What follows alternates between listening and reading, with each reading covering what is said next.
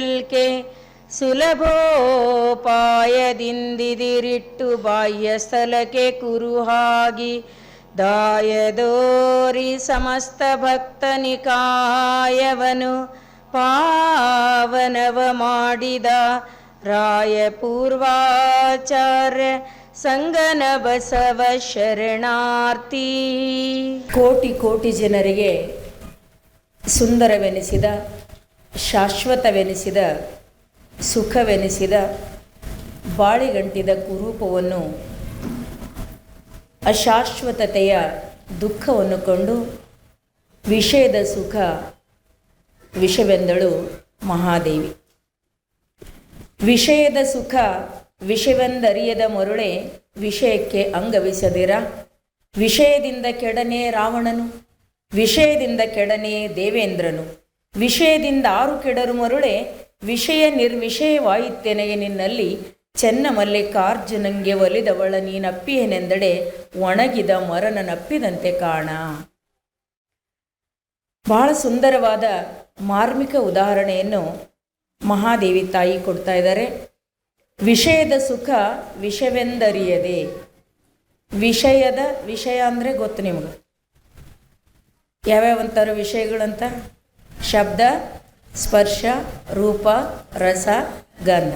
ಈ 5ಕ್ಕೆ ವಿಷಯಗಳು ಅಂತ ಹೇಳ್ತಾರೆ.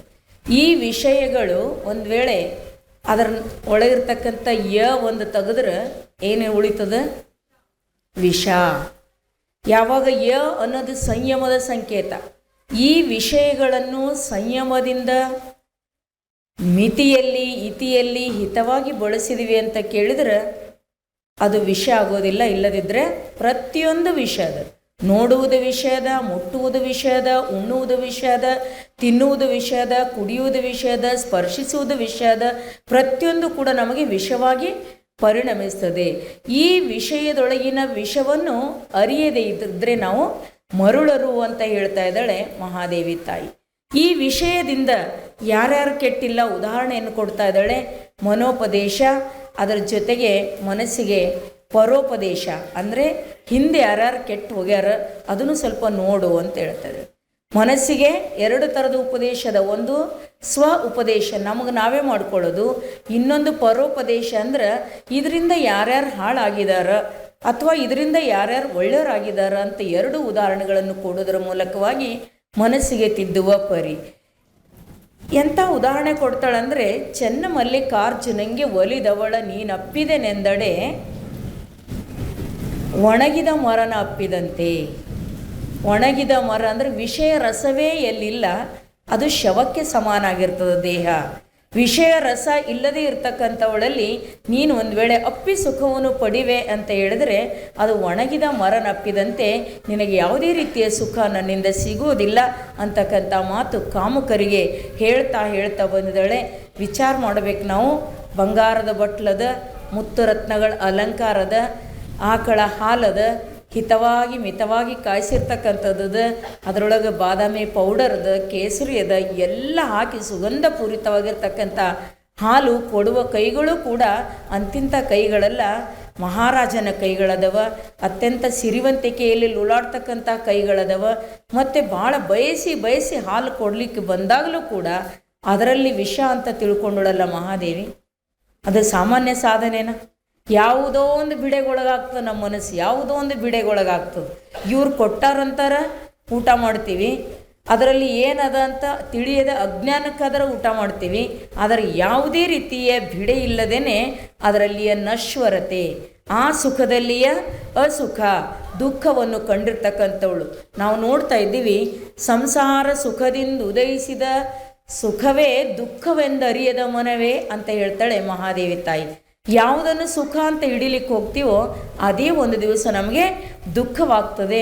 ಆ ಸುಖವು ದುಃಖ ಮಲಗಿಯುವುದೆಂಬ ಸುಖದ ಭಾವದಲ್ಲಿ ಅಂತ ಹೇಳ್ತಾರೆ. ಯಾವ್ಯಾವುದು ಸುಖ ಅಂತ ತಗೊಳ್ತೀವಿ ಅದರೊಳಗೆಲ್ಲ ಮಲಗ್ಯದಂಥದ್ದು.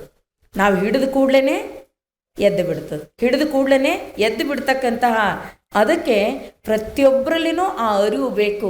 ಈ ಸುಖದಲ್ಲಿ ದುಃಖ ಅಡಗಿದೆ ಅನ್ನುವ ಅರಿವಿತ್ತು ಅಂತ ಕೇಳಿದ್ರೆ 2 ಕೆಲಸ ಮಾಡ್ತಾನೆ ಮನುಷ್ಯ, ದುಃಖಿ ಆಗಲ್ಲ. ಒಂದು, ಆ ಸುಖವನ್ನಾದರೂ ಬಿಟ್ಟು ಬಿಡ್ತಾನೆ. ಇಲ್ಲದಿದ್ದರೆ ಸುಖ ಅನುಭವಿಸುವಾಗಲೂ ಈ ಸುಖದಲ್ಲಿ ಒಂದು ದಿವಸ ದುಃಖದ ಪರ್ಯಾವಸಾನ ಇದೆ ಅಂತಕ್ಕಂಥ ಭಾವದಿಂದಾದರೂ ಬದುಕ್ತಾನೆ. ಈ ಅರಿವು ಅನುಭವಗಳ ಸಂಗಮ ಮಹಾದೇವಿಯಕ್ಕ ಅಂತ ನೋಡ್ತೀವಿ. ಜನ್ಮ ಜನ್ಮಾಂತರಗಳಿಂದ ಬೆನ್ನತ್ತಿ ಬಂದಿರತಕ್ಕಂತಹ ಸಂಸಾರ ಹೇಳ್ತಳಕಿ ಬಾಪು ಸಂಸಾರವೇ ಕಲ್ಲಲ್ಲಿ ಹೊಕ್ಕರೆ ಕಲ್ಲ ಬರಿಸಿದೆ. ಎಲ್ಲಿ ಜನ್ಮ ಜನ್ಮಗಳಿಂದ ನನ್ನ ಬೆನ್ನು ಹತ್ತಿ ಬಂದಿದೆಯಲ್ಲ ಅಂತಕ್ಕಂಥದ್ದು. ಈ ಸಂಸಾರವಾಗಲಿ ಮಿಥ್ಯವಾಗಲಿ ವಿಷವಾಗಲಿ ಯಾವುದೇ ಇರಲಿ ಎಲ್ಲದರ ನಡುವೆಯೂ ನಾವು ಬದುಕಬಹುದು. ಯಾವಾಗಂದರೆ ಜಾಗ್ರತೆ ಇದ್ದಾಗ, ಅರಿವಿನಿಂದ ಕೂಡಿದಾಗ. ಎಂತಹ ಎಷ್ಟೇ ಶತಮಾನಗಳಿಂದ ಹಾಸು ಬಂಡೆ ಅದಂದರೂ ಕೂಡ ಮೈತುಂಬ ರೋಮದಲ್ಲಿ ಎಚ್ಚರ ತುಂಬಿಕೊಂಡ ಮನುಷ್ಯ ಹಾಸು ಬಂಡೆಯನ್ನು ಕೂಡ ಹಾರಬಲ್ಲ, ಸಾಗಬಲ್ಲ, ಕಾಲಿಟ್ಟಾಚೆಗೆ ದಾಟಬಲ್ಲ. ಅಂತಹ ಜಾಗೃತಿಯ ಭಾವ ಈ ಪ್ರಪಂಚದಲ್ಲಿ ಇತ್ತು ಅಂತ ಕೇಳಿದ್ರೆ ಜನ್ಮ ಜನ್ಮಾಂತರದ ಕತ್ತಲೆ, ಎಷ್ಟೋ ವರ್ಷದ ಕತ್ತಲೆ ಇರಲಿ ಕೋಣೆಯಲ್ಲಿ ಒಂದು ಅರಿವಿನ ಕಿಡಿ ಹೊತ್ತುಕೊಂಡ್ರೆ ಸಾಕು ಕತ್ತಲೆ ಹೋಗುವಂತೆ ಸತ್ಸಂಸ್ಕಾರದತ್ತ ಒಲಿದಿರ್ತಕ್ಕಂತಹ ಮಹಾದೇವಿಯಗೆ ಈ ಎಲ್ಲ ವಿಷಯಗಳು ಕೂಡ ವಿಷಯದಂತೆ ಕಂಡು ಅತ್ಯಂತ ಜಾಗರೂಕ ಮನಸ್ಸಿನೊಳಾಗಿ ಸಚ್ಚಿತ್ತಿಗಾಗಿ ಸಚ್ಚಿತ್ ಮನಸ್ಸಿನವಳಾಗಿ ಹಂಬಲಿಸಿದಳು. ಕೇವಲ ಹಂಬಲಿಸಿದರೆ ಆಗೋದಿಲ್ಲ. ಯಾವುದೇ ವಸ್ತುವನ್ನು ಪಡಿಬೇಕಾದರೂ ತಪಸ್ಸಿಸಬೇಕು. ಅದಕ್ಕಾಗಿ ಕಷ್ಟವನ್ನು ಎದುರಿಸಬೇಕು. ತತ್ಸಿದ್ಧಿಗಾಗಿ ಹೃದಯಾರೆ ಸರ್ವವನ್ನು ಕೂಡ ಸಮರ್ಪಿಸಿದಳು. ಎಷ್ಟು ಚೆಂದಾಗಿ ಅರ್ಪಿಸಿದಳು ಅಂದರೆ ಹೇಳ್ತಾಳು ಅಷ್ಟೇ ಚೆಂದಾಗಿ. ಅಕ್ಕ ಎನ್ನ ತುಂಬಿದ ಜೌವನ, ಇದಕ್ಕೊಂದಿಷ್ಟು ಅದಕ್ಕೊಂದಿಷ್ಟು ಮಾಡಲಿಲ್ಲ ನಾನು. ಎನ್ನ ತುಂಬಿದ ಜೌವನ ತುಳುಕುವ ಮೋಹನವ ನಿನಗೆ ಇಂಬು ಮಾಡಿಕೊಂಡಿರ್ದೆ ನೋಡ. ಎಲೆ ಅಯ್ಯ ಎನ್ನ ಲಂಬಿಸುವ ಲಾವಣ್ಯದ ರೂಪುರೇಖೆಗಳ ನಿನ್ನ ಕಣ್ಣಿಂಗೆ ಇಟ್ಟೆ ನೋಡ. ಕೈ ಹಿಡಿದಂತೆ ಮಾಡಿರ್ದೇನಲ್ಲಯ್ಯ ನಿನ್ನ ಮುಂದಿರ್ದದನ್ನು ಅನ್ಯರು ಕೊಂಡೊಯ್ಯುವಾಗ ನೀನು ಸುಮ್ಮನಿರುವರೆ. ಎಷ್ಟು ಚಂದ ಕೇಳ್ತಾಳೆ. ಸಂಪೂರ್ಣ ಸಮರ್ಪಣ ನನ್ನ ಮೀಸಲು. ನನ್ನ ತನು ಭಾಳ ಜನ ಭಕ್ತರ ಮನ ಮೀಸಲು ಇರ್ತದೆ, ಆದರೆ ನನ್ನ ತನು ಕೂಡ ನಿನಗಾಗಿಯೇ ಮೀಸಲಿಟ್ಟೀನಿ. ಕಿಂಚಿತ್ ಅದರ ಮೀಸಲು ನಾನು ಕೆಡಿಸಿಲ್ಲ. ಆಕೆ ದೃಢ ನಿರ್ಧಾರ ಎಷ್ಟೊಂದಿತ್ತಂದರೆ ಆ ದೃಢ ನಿರ್ಧಾರದ ಮುಂದೆ ಹಸಿವು, ತೃಷೆ, ಕಾಮ, ಕ್ರೋಧಾದಿಗಳು ತಮಗೆ ನಿಂದಿರೆ ಠಾವಿಲ್ಲವೆಂದು ದೂರ ಸರಿದುವಂತ. ಆಕೆ ನಿರ್ಧಾರದ ಮುಂದೆ ನಮ್ಮ ಆಟ ನಡೆಯೋದಿಲ್ಲ. ಮಲಮಾಯಾದಿಗಳು ಕೂಡ ದೂರ ಆದವು. ತಾಯಿ, ತಂದೆ, ಊರು, ಕೇರಿ ಎಲ್ಲದರ ಹಂಗೆ ಹರಿಯಿತ್ತು. ಹಾಗಾದರೆ ಮಹಾದೇವಿ ಭಾಳ ಕಠಿಣಳಾಗಿದ್ದಳೇನು ಅಂತಂದರೆ ಭಾಳ ದಯಾಮಯಿ ಆಗಿದ್ದಳು. ಸುಮ್ಮನೆ ಒಂದು ಮೀನು ಹಿಡಿಯೋನನ್ನು ನೋಡಿ ಕೂಡ ಮೀನಿಗೆ ಕೊಲ್ಬೇಡಪ್ಪ, ಅದಕ್ಕೂ ಜೀವ ಅದ ಅಂತ ಹೇಳಿರ್ತಕ್ಕಂತಹ ತಾಯಿ. ಬೆಳದಿಂಗಳಿನಲ್ಲಿ ಜೀವವನ್ನು ಕಂಡವಳು. ಸಣ್ಣ ಸಣ್ಣ ಅಳಿ ಸಂಕುಲದಲ್ಲಿ ದುಂಬಿಗಳಲ್ಲಿ ಜೀವವನ್ನು ಕಂಡವಳು. ಕೋಗಿಲೆಯ ಹಾಡಿನಲ್ಲಿ ಜೀವವನ್ನು ಕಂಡವಳು. ನವಿಲಿನ ನರ್ತನೆಯಲ್ಲಿ ಜೀವನವನ್ನು ಕಂಡವಳು. ಎಲೆ, ಗಿಡು, ಮರ, ಬಳ್ಳಿಗಳಲ್ಲಿ ಜೀವವನ್ನು ಕಂಡವಳು. ತಂದೆ ತಾಯಿಗಳನ್ನು ಅಷ್ಟೊಂದು ಕಠೋರವಾಗಿ ವಿರೋಧಿಸಿ ಹೊರ ಬಂದಳಲ್ಲ. ಆಕೆ ದಯಾನಿಧಿ ಆಗಿದ್ದರೂ ಕೂಡ ಉನ್ನತವಾದದನ್ನು ಪಡಿಬೇಕಾದ್ರೆ ಕಠಿಣತೆಯೂ ಕೂಡ ಅಗತ್ಯ ಇರ್ತದೆ. ಅದನ್ನು ತಾಯಿತನವನ್ನು ಒಲ್ಲೆ ಹೋಗ ಅಂತ ಬರ್ತಕ್ಕಂತಹ ಕಾಠಿಣ್ಯ ಅತ್ಯಂತ ಅಮೂಲ್ಯವಾಗಿರ್ತಕ್ಕಂತಹ ಗುಣ ಆಕೆದು. ಸತ್ಯ ಶಾಶ್ವತವಾಗಿರ್ತಕ್ಕಂತಹ ನಿತ್ಯ ಆನಂದಿತವಾಗಿರ್ತಕ್ಕಂತಹ ಪರಮಾತ್ಮನನ್ನು ಪಡಿಲಿಕ್ಕೆ ತನ್ನ ಪ್ರಿಯ ಚೆನ್ನಮಲ್ಲಿಕಾರ್ಜುನನಲ್ಲದೆ ಚಿತ್ತದಲ್ಲಿ ಕಿಂಚಿತ್ ಏನಾದರೂ ಸ್ವಲ್ಪ ಆದರೂ ಇನ್ನೊಂದಕ್ಕೆ ಅವಕಾಶ ಕೊಟ್ಟರೆ ಬಲು ಸಿತಗನವ್ವ ಅಂತಾಳೆ. ಬಲು ಸಿತಗನ ಭಾಳ ಸಿಡುಕು ಮನುಷ್ಯ ಅಂತಾರಲ್ಲ. ಸುಮ್ಮನೆ ನಡ್ರಿ ನಮ್ಮ ಮನೆಯವ್ರು ಭಾಳ ಸಿಡುಕು ಮನುಷ್ಯ ಭಾಳ. ಅದಕ್ಕೆ ಸ್ವಲ್ಪರ ಹೆಚ್ಚು ಕಡಿಮೆ ಇದ್ರೆ ಅವನಿಗೆ ಸಹನ ಆಗೋದಿಲ್ಲ. ಅದಕ್ಕಾಗಿ ಆಕೆ ಸಂಪೂರ್ಣ ಜಾಗೃತ ಚೇತನಳಾಗಿ ಸದಾ ಎಚ್ಚರದ ಜ್ವಲಂತ ಅಗ್ನಿಯಾಗಿ. ಅಗ್ನಿಯನ್ನು ಮುಟ್ಟಲು ಯಾವ ಹುಳುಗಳು ಬರ್ತಾವ? ಯಾವುದೇ ಹುಳುಗಳು ಅಗ್ನಿಯನ್ನು ಮುಟ್ಟಿದರೆ, ಅಗ್ನಿ ಕುಂಡವನ್ನು ಮುಟ್ಟಿದರೆ ಹೇಗೆ ಸುಟ್ಟು ಸತ್ತೋಗ್ತವೋ ಹಾಗೆ ಎಲ್ಲ ಕಾಮುಕ ದೃಷ್ಟಿಗಳು, ಎಲ್ಲ ಕಾಮನೆಯ ಭಾವನೆಗಳು ಕೂಡ ಅಕ್ಕನ ಆ ಒಂದು ಜಾಗೃತ ಅಗ್ನಿಗೋಲದ ಮುಂದೆ ಉರಿದುರಿದು ಬೀಳುತ್ತವೆ. ಆಕೆ ಎಷ್ಟೊಂದು ಜ್ವಲಂತ ಅಗ್ನಿ ಆಗಿದ್ದಳು ಅಂತ ಕೇಳಿದರೆ ದೇವರಿಗೆ ಹೇಳ್ತಾಳೆ ಸವಾಲಾಗಿ, ನೀನೇನು ಕಷ್ಟ ಕೊಡ್ತೀಯ? ನಾನು ಎಷ್ಟು ಎದುರಿಸಲಿಕ್ಕೆ ಸಮರ್ಥಳಾಗಿದ್ದೀನಿ, ನನ್ನ ಶಕ್ತಿ ಎಷ್ಟೊಂದು ಉನ್ನತ ಮಟ್ಟದಲ್ಲದೆ ಅಂತ ಕೇಳಿದ್ರೆ ನಿನ್ನಲ್ಲಿ ಅಷ್ಟು ಕಷ್ಟ ಕೊಡ್ಲಿಕ್ಕಿಲ್ಲ ಅಂತ ಹೇಳ್ತಾಳೆ. ಉರಿಯೊಡ್ಡಿದಡೆ ಶೀತಳವೆನಗೆ. ಉರಿ ಅಂದರೆ ಬೆಂಕಿ ಹಾಕಿದೆ ಅಂದ್ರೆ ನಾನೇನು ಅನ್ಕೋತೀನಿ? ಅದಕ್ಕೆ ನೀರು ಅನ್ಕೋತೀನಿ. ಸಮುದ್ರ ಮೇಲೂ ಹಾಯ್ದಡೆ ಕಾಲುವೆಯನಗೆ. ಗಿರಿಯೆಲ್ಲ ಗಿರಿ ಮೇಲೆ ಬಿದ್ದಡೆ ಪುಷ್ಪವೆನಗೆ ಚೆನ್ನ ಮಲ್ಲಿಕಾರ್ಜುನಯ್ಯ ನಿಮ್ಮಾಣೆ ಎಂಬುದು ತಲೆ ಎತ್ತಿ ಭಾರದ ಭಾರವೆನಗೆ ನೋಡ. ಇದೊಂದೇ ಕಷ್ಟ ಅದ ನೋಡಿ, ನೀವು ಒಬ್ಬನೇ ಕಷ್ಟ ಇದ್ದಿ ಜಗತ್ನಾಗ. ನೀನು ಒಲಿಯೋದು ಬಿಟ್ರೆ ನನಗೆ ಯಾವ ಕಷ್ಟನೂ ಕಷ್ಟ ಅಲ್ಲ, ಬೆಂಕಿನೂ ಕಷ್ಟ ಅಲ್ಲ, ನೀರನ್ನೂ ಕಷ್ಟ ಅಲ್ಲ. ಕಷ್ಟ ಅಂತಕ್ಕಂಥದ್ದು ಗಿರಿ ಮೇಲೆ ಬಿದ್ದರೂ ನಾನು ಎದುರಿಸಬಲ್ಲೆ, ನೀನು ಒಲಿಯೋ. ನಿನಗಾಗಿ ನಾನು ಎಲ್ಲವನ್ನೂ ಎದುರಿಸಬಲ್ಲೆ, ನಿನ್ನ ಪಡೆಯೋದೊಂದೇ ನನಗೆ ಅತ್ಯಂತ ಭಾರವಾಗಿರ್ತಕ್ಕಂಥದ್ದು, ಉಳಿದದ್ದು ಯಾವುದೂ ಇಲ್ಲ. ನೀನೊಬ್ಬನಿದ್ರೆ ಸಾಕು, ನನಗೆ ಬೆಂಕಿಯೂ ನೀರಾಗ್ತದೆ. ಈ ಛಲದ ಮುಂದೆ, ಈ ಧೈರ್ಯದ ಮುಂದೆ, ಈ ಉತ್ಸಾಹದ ಮುಂದೆ, ಈ ಅಚಲತೆ ದೃಢತೆಯ ಮುಂದೆ ಒಲಿಯದಿರಲಿಕ್ಕೆ ದೇವರಿಗೆ ಸಾಧ್ಯ ಆಗ್ತದೆ? ಸೋತು ಹೋಗ್ಬೇಕು ದೇವರು. ಆಕೆ ಹೇಳ್ತಾಳೆ, ಲೌಕಿಕವಾಗಿಯೂ ಕೂಡ ನಾವು ಈ ಪ್ರೇಮವನ್ನು ಬಳಸ್ಕೋಬೋದು. ಲೌಕಿಕವಾಗಿ ನೋಡ್ರಿ ನೀವು, ಎಲ್ಲಿ ಪ್ರೇಮ ಇರ್ತದೆ ಅಲ್ಲಿ ಕಷ್ಟ ಅನ್ನಿಸ್ತದೆ. ಎಷ್ಟೋ ಕಾರಣ ಕುಂತು ಓಡಾಡೋ ಮಗಳು ಇರ್ತಾಳೆ, ಮನೆಯಲ್ಲಿ ಆಕೆ ನಡೆದ್ರೆ ಮಣ್ಣು ಹತ್ತದಂತ ನೋಡೋರು ಇರ್ತಾರೆ. ಆದ್ರೆ ಪ್ರೇಮಿಸಿ ಮದುವೆ ಆಗಿಬಿಡ್ತಾಳೆ, ಸೈಕಲ್ ಮೇಲೆ ಹೋಗ್ತಾಳೆ. ಹೆಂಗಿರ್ತಾಳ? ಭಾಳ ಖುಷಿ ಆಕೆಗೆ. ಆ ಕಾರಿನಗಿಂತಲೂ ಈ ಸೈಕಲ್ ಭಾಳ ಇಷ್ಟ ಆಕೆಗೆ.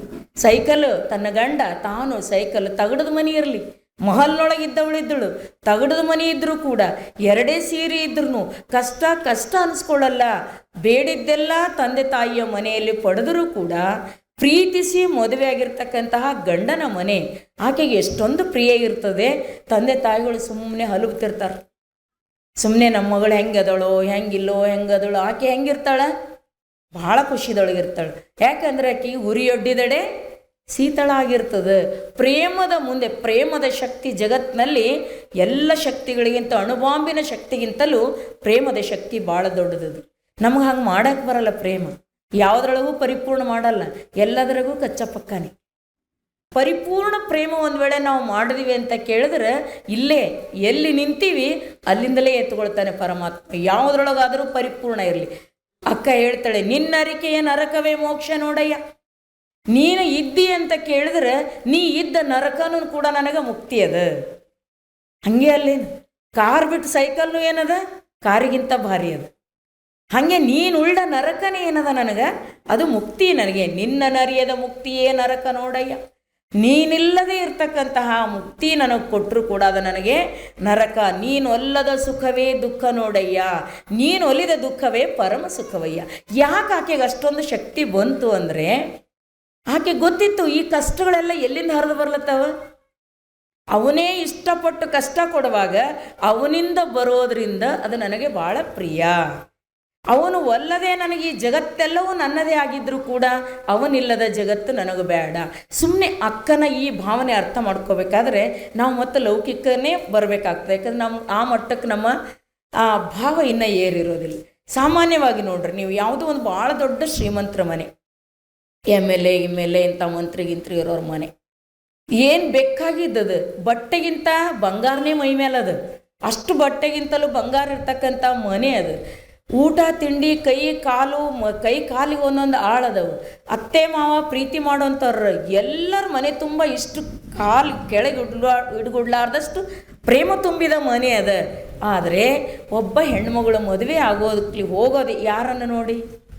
ಇಷ್ಟೆಲ್ಲ ಅದ, ಆದ್ರೆ ಮನ್ಯಾಗ ಗಂಡನೇ ಇಲ್ಲ ಅಂದ್ರೆ ಯಾರು ಮದುವೆ ಆಗ್ತಾರೆ? ಇಷ್ಟೆಲ್ಲ ಅದ ಮದುವೆ ಮಾಡ್ಕೊಂಡ್ರೆ ಅಂದಾರ ಯಾರ ಹಿಂದೆ ಮಾಡ್ಕೊಂಡು ಹೋಗಿ. ಎಂಥ ಕಡು ಬಡವರೇ ಇರಲಿ, ಗಂಡನಿಲ್ಲದ ಮನೆಗೆ ಐಶ್ವರ್ಯ ನೋಡಿ ಯಾರಾದರೂ ಹೋಗ್ತಾರೇನು? ಅತ್ತೆ ಮಾವ ಭಾಳ ಪ್ರೀತಿ ಮಾಡ್ತಾರಂತೆ ಯಾರಾದರೂ ಹೋಗ್ತಾರೇನು? ಬಟ್ಟೆಗಿಂತಲೂ ಬಂಗಾರನೇ ಅವ್ರ ಮನೆಗೆ ಭಾಳ ಅದ ಅಂತ ತಿಳ್ಕೊಂಡು ಯಾರು ಹೋಗ್ತಾರೇನು? ಸಾಧ್ಯನೇ ಇಲ್ಲ. ಎಂಥ ಕಡು ಬಡತನದಲ್ಲಿ ಇದ್ದವರಾದರೂ ಕೂಡ ಅಂತಹ ಗಂಡನಿಲ್ಲದ ಮನೆಗೆ ಎಲ್ಲ ಸುಖ ಆದ ಮಗಳಿಗೆ ಗಂಡನ ಸುಖ ಇಲ್ಲ ಅಂತ ಕೇಳಿದ್ರೆ, ಪ್ರೇಮಿಸುವ ಗಂಡ, ಮಾತನಾಡಿಸುವ ಗಂಡ ಇಲ್ಲ ಅಂತ ಕೇಳಿದ್ರೆ, ಎಲ್ಲ ಸುಖವು ತೃಣ ಸಮಾನ, ಕಾಡಿನ ಸಮಾನ ಮನೆ ಅದು. ಎಲ್ಲದ ಅತ್ತೆ ಬೆಳಗಾಗಿ ಎದ್ರೆ ಏಳು ಬಿಡಲ್ಲ, ಮಂತ್ರಾಭಿಷೇಕ ಮಾಡ್ತಿರ್ತಾಳೆ. ಈ ಕಡೆ ನಾದ್ನಿ ಒಂದು ಕಡೆ ಕಿಟಕಿಟಿ ಕೊಡ್ತಾಳೆ, ಮೈದುಂದರಿ ಒಂದು ಕಡೆ ಮಾಡ್ಬೇಕು. ಇಷ್ಟೆಲ್ಲ ಮಾಡುವಾಗಲೂ ಕೂಡ ಆ ಮನೆಯಲ್ಲ ಬೆಂಕಿಯಾಗಿ ನಿಂತಂಥ ಮನೆಯಲ್ಲಿ ಯಾಕಿರ್ತಾಳೆ? ಒಂದು ಗಂಡನ ಒಂದು ಪ್ರೇಮಕ್ಕಾಗಿ ಒಂದು ಹೆಣ್ಣು ಹೆಂಗೆ ಮನೆಯಲ್ಲಿರ್ತಾಳೋ ಅದೇ ರೀತಿಯಾಗಿ ಎಷ್ಟು ಚೆಂದಾಗಿ ಇಲ್ಲಿ ಹೇಳ್ತಾ ಇದ್ದಾಳೆ ಅಕ್ಕ. ಅಂದರೆ ನೀನು ಒಲಿದ ದುಃಖ, ನೀನಿದ್ದಿ ಅಂತ ಕೇಳಿದ್ರೆ ಸಾಕು, ನಾನು ಎಲ್ಲಿ ಬೇಕಲ್ಲಿ ಬೆಂಕಿಯಾಗೂ ಇರ್ತೀನಿ. ನೀನಿಲ್ಲದಿರುವ ಸುಖ ತಗೊಂಡು ನಾನು ಏನು ಮಾಡಲಿ? ಒಬ್ಬ ಹೆಣ್ಣು ಮಗಳಿಗೆ ತನ್ನ ಪ್ರಿಯತಮ ಇಲ್ಲದೇ ಇರತಕ್ಕಂತಹ ಸುಖ ಯಾವ ಸುಖ ಕೊಟ್ಟರು ಆಕೆಗೆ ಸುಖ ಅನಿಸೋದಿಲ್ವೋ? ಹಾಗೆ ಒಬ್ಬ ಭಕ್ತನಿಗೆ ಭಗವಂತನಿಲ್ಲದ ಪ್ರಪಂಚ ಅವನಿಗೆ ಪ್ರಿಯವಾಗಿ ಇರುವುದಿಲ್ಲ. ಅದಕ್ಕೆ ಪ್ರೇಮಕ್ಕೆ ಭಾಳ ದೊಡ್ಡ ಶಕ್ತಿ ಅದ. ಆ ಪ್ರೇಮ ಯಾರಲ್ಲಿರ್ತದೋ ಅವ್ರಿಗಿಂತ ಕಷ್ಟವನ್ನು ಎದುರಿಸ್ತಕ್ಕಂಥ ತಾಕತ್ತು ಬರ್ತದೆ. ತಾಯಿಗೆ, ಅಕ್ಕ ಮಹಾದೇವಿ ತಾಯಿಗೆ ಅಂತಹ ತಾಕತ್ತು. ಲೌಕಿಕದಲ್ಲಿನೂ ನೋಡ್ರಿ ನೀವು, ಕುವೆಂಪು ಭಾಳ ಪ್ರಾಮಾಣಿಕ ಪತಿ ಅವರು. ರಾಷ್ಟ್ರಕವಿ ಕುವೆಂಪು ಇಷ್ಟು ಪ್ರಾಮಾಣಿಕ ಪತಿ ಅಂದರೆ ನನಗೆ ಭಾಳ ಇಷ್ಟ ಆಗ್ತವ್ರು ಕವನಗಳು, ಪ್ರೇಮದ ಕವನಗಳು. ಅವ್ರ ಹೆಂಡತಿಗಾಗಿನೇ ಒಂದು ಕವನ ಇದು ಪುಸ್ತಕ ಬರೆದಿದ್ದಾರೆ ಅವರು, ಪ್ರೇಮ ತರಂಗಿಣಿಗೇನು ಹೆಸರದ. ಎಷ್ಟು ಚಂದ ಬರೀತಾರೆ. ಎಲ್ಲರಿಗೂ ಅದೇ ಭಾವನೆ ಇರ್ತದೆ, ತೋರಿಸ್ಕೊಳ್ಳೋ ಪ್ರಾಮಾಣಿಕತೆ ಬೇಕಲ್ಲ, ಅದು ಅವರಲ್ಲಿ ನೋಡ್ರಿ ಎಷ್ಟು ಚಂದ ಹೇಳ್ತಾರೆ. ಕುವೆಂಪು ಅವ್ರ ಹೆಂಡತಿಗೆ ಹೇಳ್ತಾರೆ, ಇನ್ನೇನಾದರೂ ನೀ ಮಾಡು ಅಗಲುವುದೊಂದನ್ನು ಉಳಿದು, ನೀ ಏನಾರ ಮಾಡಿ ಬಿಟ್ಟು ಹೋಗೋದೊಂದು ಮಾಡಬೇಡ ಅಂತಾರೆ. ಎಲ್ಲಿಗೆ? ನೀ ಏನಂದ್ರೂ ನಾನು ಸಹನ ಮಾಡ್ಕೋತೀನಿ, ನೀ ಏನು ತಂದು ಕೊಡು ಅಂದ್ರೆ ತಂದು ಕೊಡ್ತೀನಿ, ನೀ ಏನು ಮಾಡಾದ್ರೆ ಮಾಡ್ತೀನಿ, ನೀವು ಉಪವಾಸ ಇರು ಅಂದ್ರೂ ಇರ್ತೀನಿ, ಏನಾದರೂ ಮಾಡ ನನಗೆ, ಆದರೆ ಇದೊಂದು ಮಾಡಬೇಡ, ಅಗಲಿ ಹೋಗಬೇಡ ನನಗೆ. ಅಗಲುವುದೊಂದನ್ನು ಉಳಿದು ಮನ್ನಿಸಿ ಕರುಣಿಸಿ ಕಾಪಾಡು ಈ ಕವಿ ಹೃದಯವ ತಿಳಿದು. ನಾನು ಏನೇ ತಪ್ಪು ಮಾಡಿದ್ರು ಮನ್ನಿಸು, ನನ್ನ ಮೇಲೆ ಕರುಣೆ ಇಡು, ಬಿಟ್ಟು ಹೋಗಬೇಡ. ಭಾಳ ಮಂದಿ ಒಳಗೆ ಹಿಂಗಿದ್ರೂ ಕೂಡ ಹಂಗೆ ಹೇಳಂಗಿಲ್ರಿ ಭಾಳ ಮಂದಿ, ಹೌದಿಲ್ಲ? ಹಾಂ ಹೋಗೋದು ಅದು ಒಳಗಿರ್ತದೆ. ಒಳಗೆ ಏನಿರ್ತದೆ? ಇಷ್ಟು ಪ್ರೇಮ ಇರ್ತದೆ, ಅದ್ರ ಹೊರಗೆ ತೋರಿಸ್ಕೊಳಂಗಿಲ್ಲ. ಆದ್ರೆ ಕುವೆಂಪು ಭಾಳ ಪ್ರಾಮಾಣಿಕ ಪತಿ. ಎಷ್ಟು ಚಂದ ಹೇಳ್ತಾರೆ ಅಂದರೆ, ಚಿತೆಯಾಗಿದೆ ಬಾಳ್, ಮನೆಯಾಗಿದೆ ಸ್ಮಶಾನ. ನೀನು 4 ದಿನ ನನ್ನ ಬಿಟ್ಟು ಹೋದ್ರೆ ಚಿತೆಯಾಗಿದೆ ಬಾಳ್, ಬೆಂಕಿ ಮೇಲೆ ಕುಂತಂಗದ, ಮನೆಯಾಗಿದೆ ಸ್ಮಶಾನ. 15 ದಿನಗಳ ಶತಮಾನ. ನೋಡ್ರಿ ಎಂಥ ಪ್ರೇಮ. ಸಂಸಾರದಲ್ಲಿದ್ರೂ ಕೂಡ ಇಂಥ ಪ್ರೇಮ ಬಳಸ್ಬೇಕಲ್ಲ ನಾವು. 15 ದಿನ ಆಗ್ಯದ ಹೆಂಡತಿ ಮನೆ ಬಿಟ್ಟು ಹೋಗಿ, ಅದೂ ಹೆರಿಗೆಗಾಗಿ ಹೋಗ್ಯಾಳ. ಬರೀತಾರ ಅವ್ರ ಮುಂದೆ, 15 ದಿನ ಏನಾಗ್ಯದ ಹಿಂಗನ್ರಿ ಮನೆಗೆ ಹೋಗಿ ನೀವು. 15 ದಿನವಾಗಿದೆ ಅಂದ್ರಲ್ಲ, ಮುಂದೆ ಶತಮಾನ, 100 ದಿನ ಆದಂಗಾಗ್ಯದ. ಅಡಿ ಹುಡಿ ಆಗಿದೆ ಗೌರವ ಮಾನ ದುಮ್ಮಾನದಿ ಸತಿ, ನಾನು ಅತೀ ದೀನ ನೀನಿಲ್ಲದಿದ್ದರೆ. ನೀನಿಲ್ಲದಿದ್ದರೂ ಮನೆಗೆ ಬಂದವ್ರು ನೋಡ್ತಾರೆ, ಇದೇನು ಮನೆ ಅದನ, ಮಾನ ಎಲ್ಲ ಹರಾಜಾಗ್ಯದ ನಂದು. ಒಂದು ಕಪ್ ಚಹಾ ಯಾರಿಗೂ ಮಾಡ್ಕೊಡೋಕ್ಕಾಗಲ್ಲ, ಆಗ್ತದೆ. ಅವ್ರು ಅಂತಾರೆ ನನಗೆ ಅಡವಾಡ್ ನೋಡಿ, ನನ್ನ ಅವತಾರ ನೋಡ್ರಿ, ನಡಿ ನಾವು ಕುಡಿತೀವಿ ನಡ್ರಿ ಹೊರಗೆ ಅಂತಾರೆ. ಮನೆಗೆ ಬಂದವ್ರು ಒಂದು ಚಹಾ ಕಪ್ಪು ಇಟ್ಟು ತೊಗೊಳ್ಳಲ್ಲ ನನ್ನ ಕೈಯಿಂದ. ಒಳಗೆ ಯಾರೂ ಬರಲ್ಲ. ಹೆಂಡತಿ ಇಲ್ದ ಮನೆಗೆ ಯಾರು ಬರ್ತಾರೆ? ಇಲ್ರಿ ಅಂದ್ರೆ ನಡ್ರಿ ಅಂತಾರೆ. ಅದಕ್ಕೆ ಅವ್ರು ಹೇಳ್ತಾರೆ, ನನಗೆ ಭಾಳ ಕಷ್ಟ ಅದ ನೀನು ಇಲ್ಲದಿರೇ. ಇಷ್ಟು ಪ್ರೇಮ 15 ದಿನ ಶತಮಾನ. ಇಂಥ ಸಂಸಾರನೂ ಇರ್ತಾವೆ ಮತ್ತು ಹಿಂಗೂ ಇರ್ತಾವ್ರಿ ಬೇರೆ. ನೋಡ್ರಿ ಒಂದೊಂದು ಹಂಗೆ ಇರ್ತಾವೆ, ಎಲ್ಲ ಹಂಗೆ ಇರ್ತಾವಂತಿಲ್ಲ. ಅವಾಗ ಗಂಡ ಎಲ್ಲ ಪಟ ಸುಟ್ಕೇಸ್ ನಾವು ಬಟ್ಟೆ ಹಾಕ್ಲಕ್ಕೆ ಶುರು ಮಾಡಿದೊಳಕಿ ಹೇಳ್ದಳಂತ ಗಂಡಗೆ, 1000 ರೂಪಾಯಿ ಕೊಡ್ರಿ ಅಂದಳು. ಎದಕ್ಕೆ ಅಂತ ಕೇಳಿದ್ರು. ಎದಕ್ಕೆ ಅಂದ್ರೆ ಒಂದು ವಾರ ಹೋಗಿ ಬರ್ತೀನಿ ಅಂತ. ಅವ 4000 ಕೊಟ್ಟು.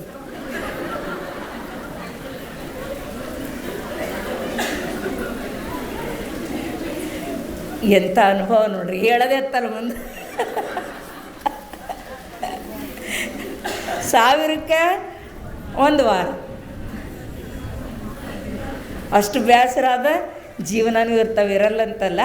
ಆದರೆ ಆ ಜೀವನ ಅದನ್ನು ಬೆಂಕಿ ಮೇಲೆ ಇದ್ದಂಗೆ, ಪ್ರೇಮನೂ ಬೆಂಕಿ ಮೇಲೆ ಇದ್ದಂಗೆ ಇದೆ. ಪ್ರೇಮದಿಂದ ಅಗಲಿದ ಜೀವನನೂ ಬೆಂಕಿ ಮೇಲೆ ಇದ್ದಂಗನೇ ಅದು. ಅವರು ಇಷ್ಟು ಪ್ರೀತಿ, ಈಗೇನು ಪತ್ರ ಇಲ್ಲ ಗಿತ್ರಿಲ್ಲ, ಈಗ ಬರೀ ಮೊಬೈಲ್ ತೊಗೊಳೋದು, ಯಾವಾಗ ಬರ್ತೀವಿ ಯಾವಾಗ ಹೋಗ್ತೀವಿ ಇರ್ತದೆ. ಈಗ ಪ್ರೇಮ ನಿಜಕ್ಕೂ ಭಾಳ ಕೃಷಿ ಆಗೋಗ್ಯದ. ಈಗಿನ ಸಂಸಾರದಲ್ಲಿ ಪ್ರೇಮ ಇಲ್ಲ ಅಂದ್ರೇನು, ಅದು ಇರುವಂಥ ವಾತಾವರಣನೇ ಇಲ್ಲ. ಪತ್ರ ಹೆಂಡತಿ ಹೋದ್ಮೇಲೆ ಗಂಡ ಪತ್ರ ಬರೆಯೋದು, ಹೆಂಡತಿಪ್ಪ ನಾನು ನೋಡಿನ ಕಲಬುರ್ಗಿದ ಒಬ್ರದ್ದು ದಿನಾ ಪತ್ರ ಬರೀತಿರೋರು, ದಿನ ಹೋದ್ಮೇಲೆ ದಿನ ಒಂದೊಂದು ಪತ್ರ. ಪ್ರೇಮ ವ್ಯಕ್ತ ಆಗ್ಲಿಕ್ಕೆ ಒಂದು ಅವಕಾಶ ಇತ್ತು. ಈಗೆಲ್ಲದ ಫೋನ್ನಾಗ ಏನು ವ್ಯಕ್ತ ಮಾಡ್ತೀರಿ? ಎಲ್ಲ ಮಾತುಗಳು ಕೂಡ ಮಾತಾಡಿ ಹೇಳಲಿಕ್ಕೆ ಬರೋಂಗಿಲ್ಲ, ಬರೆದು ಹೇಳೋದಿರ್ತದೆ, ನೋಡಿ ಹೇಳೋದಿರ್ತದೆ, ಕೂಡಿ ಹೇಳೋದಿರ್ತದೆ. ಆದ್ರೆ ಮಾತು ಹೇಳೋಕ್ಕೆ ಎಲ್ಲದು. ಕುವೆಂಪು ಅವರಿಗೆ ಅವರ ಪತ್ನಿಯ ಪತ್ರ ಬಂದದ್ದು, ಎಷ್ಟು ಚಂದ ಹೇಳ್ತಾರೆ ಅವರು. ನಾಡಿಯಲ್ಲಿ ಹರಿದುದು ಜೇನು, ನಿನ್ನ ಪತ್ರ ನೋಡಿ ನಾಡಿಯಲ್ಲಿ ಹರಿದುದು ಜೇನು, ನಾಳೆ ಬಹೆನೆಂದು ಬರೆಯಲು ನೀನು. ನಾಳೆ ಬರ್ತೀನಂತ ಬರದಲ್ಲ, ನರನಾಡಿದ ರಕ್ತ ಹರಿಲತ್ತಿಲ್ಲ, ಏನು ಹರಿಲತ್ತದ? ಪ್ರೇಮದ ಜೇನು ಹರಿಲತ್ತದ. ಹತ್ತಿ ಕಲ್ಲವೋಲಿದ್ದುದು ನಿನ್ನೆ ತನ ಯಾವಾಗ ಬರ್ತಾಳೋ ಯಾವಾಗಿಲ್ಲೋ ಅಂತ ಹತ್ತಿ ಸಹಿತ ನನ್ನ ಕಣ್ಣಿಗೆ ಕಲ್ಲಾಗಿತ್ತು. ಕಲ್ಲಿ ಹತ್ತಿ ಆಗಿ ತಿಂದೆ ನನಗೆ. ಕಲ್ಲು ನೋಡಿದ್ರು ಏನಾಗ್ಲತ್ತದ? ಎಂಥ ದಾಂಪತ್ಯ ಪ್ರೇಮ ರೀ! ಇದು ಇರಬೇಕು ಜೀವನದಲ್ಲಿ. ಅಲ್ಲಿ ಇದ್ದೀವಲ್ಲ ಅದರ ಪರಿಪೂರ್ಣ ಮಾಡ್ಬೇಕು. ಅದ್ರಾಗೂ ವರ್ಕಾಟ್ ಹರ್ಕ ಒತ್ತಲಾಗ ಒಲ್ಯಾಗ ಮೂಲ್ಯಾಗ ಹಿಂಗಿದ್ರೆ ಅದಕ್ಕೆ ಜೀವನ ಇರ್ತದೆ. ಅದನ್ನೂ ಬೇಸರ ಆಗ್ತದೆ. ಅತ್ತಲೂ ಇಲ್ಲದ ಇತ್ತಲೂ ಇಲ್ಲದ ಕತ್ತಲೇ ಜೀವನ ಆಗ್ತದೆ. ಇದ್ದೀವಿ ಅದರೊಳಗೆ ಅಂದ್ರೆ ಹಿಂಗಿರಬೇಕು. ಕುವೆಂಪು ಅವರು ಎಷ್ಟು ಚೆಂದಾಗಿ ಹೇಳ್ತಾರೆ ಅವರು. ಹತ್ತಿ ಕಲ್ಲವಲ್ಲಿ ಇದ್ದುದು ನಿನ್ನೆ, ಕಲ್ಲಿ ಹತ್ತಿ ಆದುದು ಇಂದು, ಯಾಕೆ ನೀನು ಬರುವೆನೆಂದು ಬರೆಯಲು. ನೀ ಬರ್ತೀ ಅಂದರೆ ಬರ್ತಾಳಂದ್ರೆ ಎಷ್ಟು ಚಂದ ಬರೀತಾರವರು. ಬರುತ್ತಾಳೆ ನಾಳೆ ಹೇಗೆ, ಬರುತ್ತಾಳೆ ನಾಳೆ ಹೇಗೆ, ಬರುತ್ತಾಳೆ ನಾಳೆ, ಕೈ ಹಿಡಿದ ಮನದನ್ನೇ ಚೆನ್ನೆ ಬರುತ್ತಾಳೆ. ಯಾರಿಗಾರ ಬರುವರು ಕಲ್ಕೋರು ಬರ್ಲ್ಯಾಕ. ಸುಮ್ಮನೆ ಮಾತಿನೊಳಗೆ ಮಾತಿನಿಮ್ ನಗೆ ಹನಿಯು ರಸೋತ್ಪತ್ತಿ ಆಗ್ತದೆ ದೇಹದಲ್ಲಿ. ಸಾಯುವ ಜೀವ ಬದುಕ್ತದೆ ಪ್ರೇಮದಿಂದ. ಇನ್ನು 4 ದಿನ ಆಯುಷ್ಯ ವೃದ್ಧಿ ಆಗ್ತದೆ. ಬರುತ್ತಾಳೆ ನಾಳೆ, ಕೈ ಹಿಡಿದ ಮನದನ್ನೇ ಚೆನ್ನೆ ಬರುತ್ತಾಳೆ. ಹೆಂಗೆ ಬರ್ತಾಳೆ? ಹೋದುಸಿರು ಹಿಮ್ಮರಳಿ ಬರುವಂತೆ ಬರುತ್ತಾಳೆ. ಉಸಿರೇ ಹೋಗಿತ್ತು ಅನ್ನುವಂಗೆ ಆಕಿ ಬಂದ್ರೆ ಉಸಿರು ಬಂದಂಗೆ, ಹೋದುಸಿರು ಹಿಮ್ಮರಳಿ ಬರುವಂತೆ ಬರುತ್ತಾಳೆ. ಒಣಗಲಿಯ ಪೈರಿಗೆ ಮಳೆಯಂತೆ ಬರುತ್ತಾಳೆ. ಆಹಾ, ನಿಮ್ಗೆ ಅನಿಸ್ಲತ್ತಿರ್ಬೇಕು. ಮನೆಯಾಗ ಹೋಗಿ ಯಾವಾಗ ಹೇಳೋ ಇದನ್ನು ಅನಿಸ್ಬೇಕು, ನಿಜವಾಗಿ ಅನಿಸ್ಬೇಕು. ಪ್ರೇಮಕ್ಕೆ ವಯಸ್ಸಿಲ್ಲ, ನೆನ್ಪಿಟ್ಕೊಳ್ರಿ. ಪ್ರೇಮ ಎಂದೂ ಮುಪ್ಪಾಗೋದಿಲ್ಲ. ವೃದ್ಧಾಪ್ಯ ಅನ್ನೋದು ಪ್ರೇಮಕ್ಕಿಲ್ಲದು. ನಿಚ್ಚ ಹಸಿರೋದು ಅದು.